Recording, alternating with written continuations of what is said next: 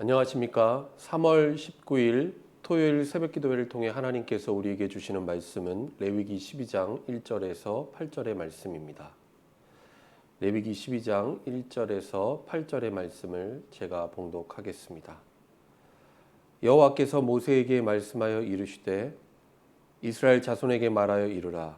여인이 임신하여 남자를 낳으면 그는 이레 동안 부정하리니 곧 월경할 때와 같이 부정할 것이며 여덟째 날에는 그 아이의 포피를 뵐 것이요 그 여인은 아직도 33일을 지내야 사녀리 깨끗하리니 정결하게 되는 기한이 차기 전에는 성물을 만지지도 말며 성소에 들어가지도 말 것이며 여자를 낳으면 그는 2일에 동안 부정하리니 월경할 때와 같을 것이며 사녀리 깨끗하게 되면 66일을 지내야 하리라. 아들이나 딸이나 정결하게 되는 기한이 차면 그 여인은 번제를 위하여 1년 된 어린 양을 가져가고 속죄제를 위하여 집비둘기 새끼나 산비둘기를 회막문 제사장에게로 가져갈 것이요 제사장은 그것을 여호와 앞에 드려서 그 여인을 위하여 속죄할지니 그리하면 사녀리 깨끗하리라. 이는 아들이나 딸을 생산한 여인에게 대한 규례니라. 그 여인이 어린 양을 바치기에 힘이 미치지 못하면 산비둘기 2마리나 집비둘기 새끼 2마리를 가져다가 하나는 번제물로 하나는 속죄제물로 삼을 것이요 제사장은 그를 위하여 속죄할지니 그가 정결하리라. 아멘. 오늘 본문 레위기 12장의 말씀은 정결법의 두 번째 규례로서 특별히 아이를 출산한 산모의 정결에 대해서 말씀하고 있습니다. 앞부분이라고 할 수 있는 1절부터 5절까지는 출산 후 정결하게 되는 기간에 대해서, 그리고 뒷부분인 6절에서 8절까지는 이와 같은 정결 기간 후에 하나님 앞에 드려야 할 제사에 대해서 언급하고 있습니다. 먼저 오늘 본문 2절 말씀 보시기 바랍니다. 이스라엘 자손에게 말하여 이르라. 여인이 임신하여 남자를 낳으면 그는 이레 동안 부정하리니 곧 월경할 때와 같이 부정할 것이며. 어떤 여인이 사내 아이를 출산하게 되면 그 여인은 7일 동안 부정하게 되는데 기준은 보통 여인이 월경을 할 때와 같이 부정하게 여겨졌다라는 것입니다. 그리고 8일째 되는 날에는 출산한 사내 아이의 포피를 베는 할례 의식을 행했습니다. 그런데 이후에도 이처럼 출산을 한 여인은 정결하게 되는 기간을 더 가져야 했습니다. 오늘 본문 4절 말씀 보시기 바랍니다. 그 여인은 아직도 33일을 지내야 사녀리 깨끗하리니 정결하게 되는 기한이 차기 전에는 성물을 만지지도 말며 성소에 들어가지도 말 것이며 라고 명령하십니다. 7일을 보낸 후에 다시 33일이 지나야 했다라는 것입니다. 총 40일이라는 기간이 지나야 출산한 산모의 사녀리 깨끗해진다는 것이죠. 그리고 그 기한이 차기 전에는 성물을 만지거나 성소에 들어가지 말 것을 하나님께서 명령하십니다. 그런데 우리가 오늘 본문에서 생각해 볼 것은, 그렇다면 왜 아이를 출산한 산모가 이처럼 정결하게 되는 기간이 반드시 필요했던 것일까? 우리가 생각해 볼 때 분명 출산이라고 하는 것, 한 생명이 탄생하는 것이요 이를 통해 얻게 된 자녀는 하나님의 기업이며 축복임에 분명한 것인데, 이 과정을 왜 오늘 레위기 말씀은 부정하다라고 언급하고 있는 것일까입니다. 이유는 바로 산열, 피 때문이었습니다. 여러분, 출산이라고 하는 것은 하나님께서 만드신 창조의 질서이고 또한 인간을 향해 생육하고 번성하라고 말씀하신 하나님의 뜻이었습니다. 그런데 문제는 이 출산이라는 과정을 통해서 발생하게 되는 피였습니다. 우리가 이미 묵상했던 레위기 말씀에서 반복적으로 나오는 내용이 있는데, 그것은 피는 곧 생명이라는 말씀이었습니다. 그러므로 피가 몸속에서 유출된다라는 것은 곧 생명이 빠져나가는 것, 죽음에 가까워지는 것을 의미했습니다. 그렇기에 부정한 것이요, 이 부정함이 정결하게 되는 기간이 출산을 한 산모에게 꼭 필요했던 것입니다. 당시 고대 근동의 문화 속에서는 산모와 아기 둘 다를 부정하게 보는 견해가 팽배했습니다. 그러나 하나님께서 오늘 이스라엘 백성들에게 명령하신 이 규례, 이 율법은 그 목적과 여러 가지 측면에서 이와 분명히 달랐습니다. 오늘 본문 가운데 이처럼 하나님께서 출산을 한 산모에게 정결 규례를 지키도록 하신 데에는 이들에 대한 하나님의 배려, 보호의 차원에 가까웠다라는 것입니다. 출산 후에 몸에 쌓인 산열과 여러 가지 노폐물들이 빠져나갈 수 있도록 산모들에게 적절한 휴식 그리고 회복 기간이 필요했기 때문이었습니다. 오늘날과는 다르게 과거에는 질병과 감염의 위험이 더 많이 존재했을 것이고 출산의 과정 또한 그 위생 상태가 그리 좋지 않았을 것입니다. 요즘은 그래도 덜하기는 하지만 예전에는 아이를 출산하다가 출혈이 멈추지 않아서 산모가 안타깝게도 생명을 잃게 되는 경우가 비일비재했습니다. 그래서 하나님께서는 이처럼 아이를 출산한 산모들이 공동체 가운데에서 일정 기간 동안만큼은 특별한 보호와 배려를 받을 수 있도록 이 규례를 통해 명령하셨다라는 것입니다. 그런데 출산한 아이가 남자가 아니라 여자인 경우에 정결하게 되는 기간이 조금 달랐습니다.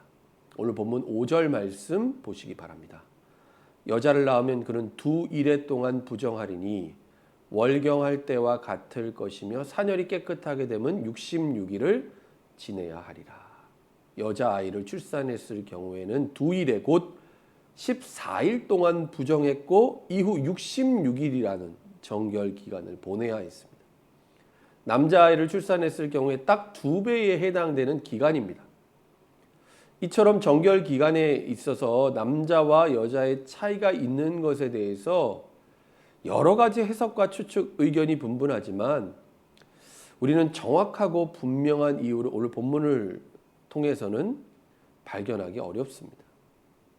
그런데 이처럼 여인이 출산을 한 후에 정해진 기간을 보내기만 하면 되는 것으로 오늘 이 정결 규례는 끝나지 않고 있다는 것입니다. 그 기한이 차면 반드시 해야 할 것이 있었다라는 것이죠. 바로 하나님 앞에 제사를 드리는 일이었습니다. 오늘 본문 6절과 7절 말씀 보시기 바랍니다. 아들이나 딸이나 정결하게 되는 기한이 차면 그 여인은 번제를 위하여 1년 된 어린 양을 가져가고 속죄제를 위하여 집비둘기 새끼나 산비둘기를 회막문 제사장에게로 가져갈 것이요 제사장은 그것을 여호와 앞에 드려서 그 여인을 위하여 속죄할지니 그리하면 산열이 깨끗하리라. 이는 아들이나 딸을 생산한 여인에게 대한 규례니라. 아멘. 출산한 후에 정결기간이 끝난 여인이 하나님께 드려야 할 제사는 2가지, 곧 번제와 속죄제였습니다. 번제를 위하여 1년 된 어린 양을, 속죄제를 위하여 집비둘기 새끼나 산비둘기를 제사장에게로 가져가서 그것을 하나님 앞에 드려야 했다라는 것입니다. 그런데 이처럼 출산 이후에 드리는 제사에 사용되어지는 제물, 그리고 그 제사의 비중을 비교해서 생각해 볼 때 우리는 속죄제보다는 번제에 그 초점이 맞춰져 있음을 알 수 있습니다. 다시 말한다면 출산 후의 정결을 위한 그 제사가 죄의 결과로 인해서 드려지는 속죄제의 제사함보다는 부정함으로부터 회복되고 벗어났음을 확증하는 그 의미가 더 컸다라는 것입니다. 또한 어린 양을 드림으로써 속죄제보다 더 큰 비중을 가지고 있는 번제를 통해서 새 생명을 허락하신 하나님의 은혜에 대해서 이들은 감사했고 또한 하나님 앞에서 헌신을 다짐하게 되었다라는 것입니다. 그리고 이와 같은 제사를 공식적으로 제사장 앞에 제물을 가지고 나와 드림으로써 이제 비로소 산모는 출산을 하고 난 이후에 공동체로 완전하게 복귀할 수 있었습니다.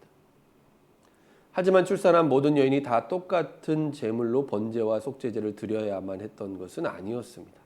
한 가지 예외가 되는 상황이 있었다라는 것이죠. 어떤 경우였을까요? 오늘 본문 마지막 8절 말씀입니다. 그 여인이 어린 양을 바치기에 힘이 미치지 못하면 산비둘기 2마리나 집비둘기 새끼 2마리를 가져다가 하나는 번제물로 하나는 속죄제물로 삼을 것이요 제사장은 그를 위하여 속죄할지니 그가 정결하리라. 만약에 어린 양을 바치기 힘들 만큼 형편이 어려운 경우 양 대신에 산비둘기 2마리나 집비둘기 새끼 2마리를 가져다가 번제와 속죄제를 드릴 수 있었다라는 것입니다. 당시 이스라엘 공동체 가운데 상대적으로 가난한 사람들 또한 이와 같은 정결 규례에서 배제되지 않았다라는 것입니다. 하나님께서는 제사 그 자체가 아니라 제사를 드리는 사람 그리고 그 제사를 드리는 사람의 마음과 중심을 받으시기 때문에 이처럼 경제적으로 어려운 이들에 대한 관심과 배려가 오늘 본문 가운데 제물을 드리는 것에 있어서도 잘 반영되어 있음을 우리는 알 수 있습니다. 그래서 신약의 누가복음 2장 24절 말씀을 보면 예수님을 낳은 마리아와 요셉 또한 실제로 이와 같은 정결 규례를 위한 제사를 드리기 위해서 성전에 들어갔다라고 기록하고 있습니다.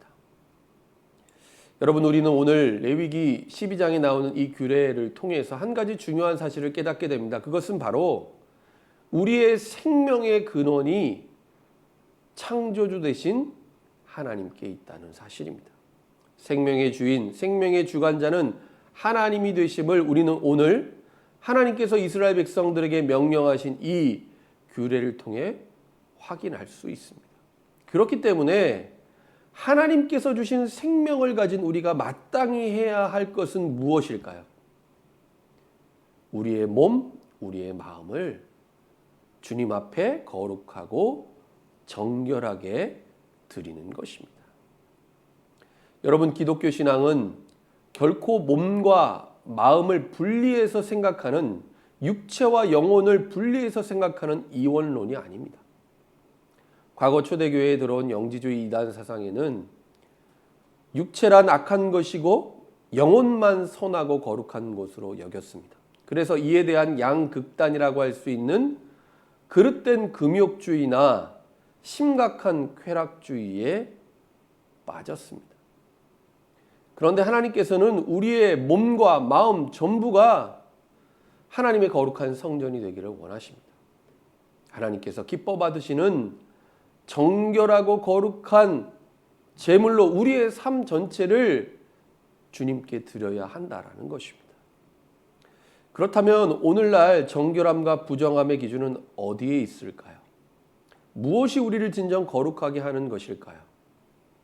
우리를 위해 십자가에 달려 죽임당하신 어린 양 예수 그리스도께 있습니다.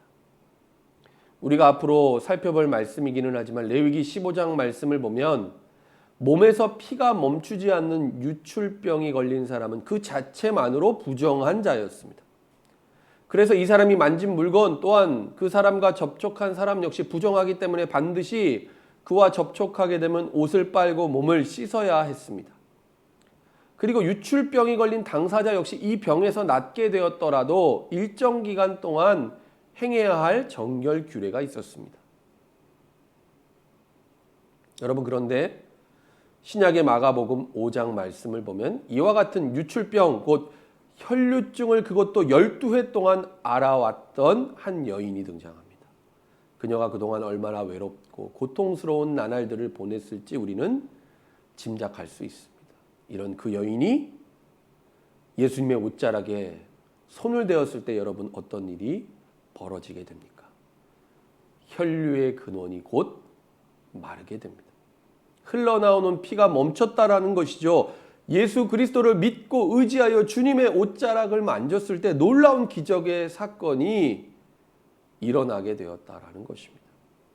그리스도의 능력으로 이 여인을 사로잡고 있었던 육신의 질병, 부정한 모든 것이 깨끗하게 치유함을 받고 정결하게 되었다라는 것입니다.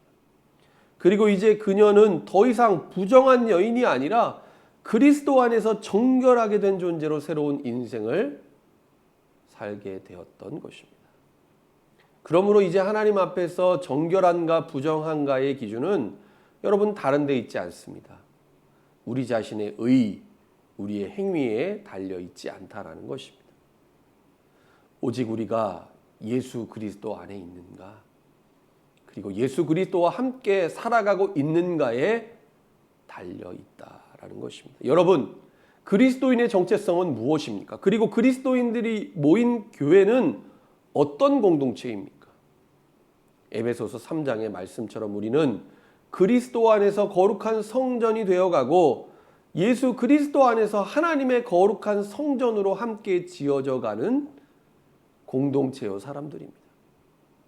여러분, 그렇기 때문에 교회와 그리스도인의 정체성의 핵심과 본질이라고 할 수 있는 예수 그리스도가 없는 성도, 예수 그리스도가 없는 교회는 마치 맛을 잃어버린 소금처럼 죄악된 세상 속에서 거룩함을 상실하게 될 수밖에 없는 것입니다. 여러분, 우리가 오늘 묵상한 레위기 12장 본문에 나오는 이 정결 규례를 문자 그대로 우리의 삶에 적용할 수는 없을 것입니다. 그러나 오늘 이 말씀을 통해서 진정 그리스도인으로 살아가는 우리의 존재와 정체성이 무엇인지를 분명히 깨닫는 은혜가 여러분 가운데 있기를 축원합니다. 여러분, 우리는 예수 그리스도로 말미암아 정결하게 된 거룩한 하나님의 자녀여 백성들입니다.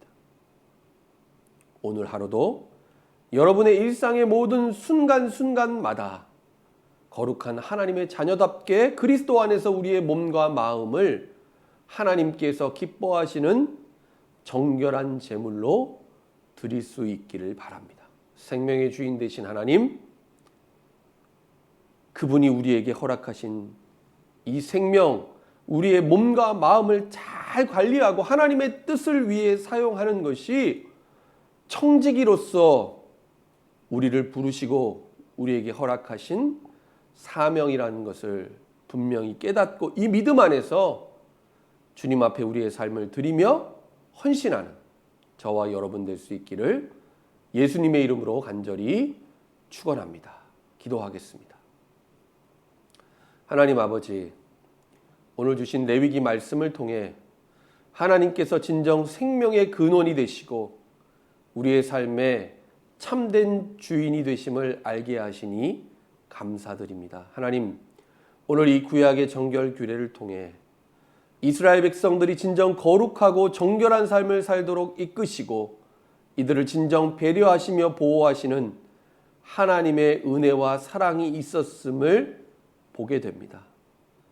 무엇보다 오늘 우리에게도 그 사랑과 은혜가 동일하게 역사하고 있음을 하나님 또한 믿습니다. 주님, 오늘 하루도 우리가 죄악된 세상 가운데 살아갈 때에 그리스도 안에서 생명 되신 주님과 동행하며 진정 하나님이 기뻐하시는 거룩한 성전으로 온전히 세워지게 하여 주옵소서. 우리의 생명, 우리의 몸과 마음, 우리의 전 존재를 하나님이 기뻐하시는 산제물로 드리는 거룩한 예배자의 삶을 살게 하여 주옵소서. 예수님의 이름으로 기도드립니다. 아멘.